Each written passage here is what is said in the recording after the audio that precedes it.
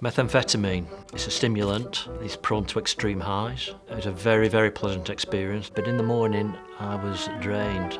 Oxycodone, it's a opioid that induced a sort of mellow effect. Ephenidine, it's a dissociative. Changa, it's a psychedelic drug. Heroin, I found that to be enjoyable, however, I vomited after a few hours.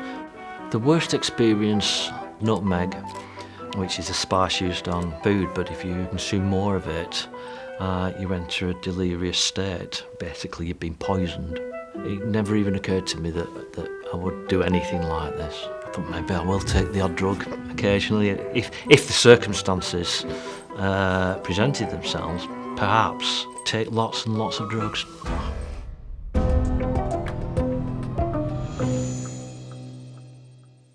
I'm Dominic Milton Trott. Over a 10-year period, I self-administered 157 different psychoactive drugs and wrote a book called The Drug User's Bible, documenting the vital safety information for each. I led a relatively normal life. Got a job as a programmer, worked for a bank, started an internet company, a startup. Eventually got to that time of life where I started reflecting upon there's got to be more to living than this. I was asking fundamental questions about the nature of life and reality, and that's what led me into researching psychedelics.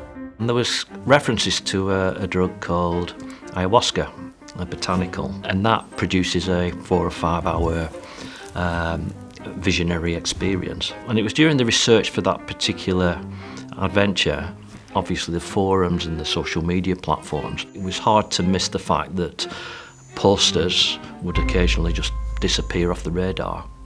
They'd made a mistake and they died. And that's when it started to occur to me that there's a real problem here.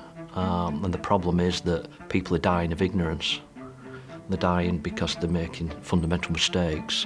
It was so obvious that this was a lack of fundamental access to data, safety data, and if I could actually make something more fundamental and deeper, like a book, it might make a difference and save some lives. It was then a case of what drugs are people taking? What are the popular drugs? The Drug User's Bible includes the onset time, the duration, appropriate dosage, and anything else which might be central to mitigate and reduce the risk of users. I provide a subjective experience report of what it was like for me. The reason that's important is, firstly, give people a feel for what it's going to be like, but also have some sort of idea of how much loss of subjectivity they're going to actually experience. Is there a compulsion to take more? Am I going to lose my sensibilities in terms of balance? Am I going to be safe in a public place?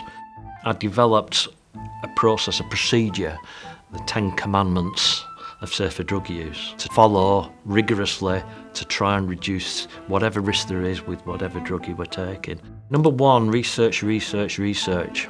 You're going to take a drug. If you are going to do that and embark on that course, know what you're taking, know what its effects broadly are likely to be. Test it is a specific third step, and the reason it is however confident you are in your supplier, you can't be 100%. A lot of drugs have different effects dependent upon how much you take.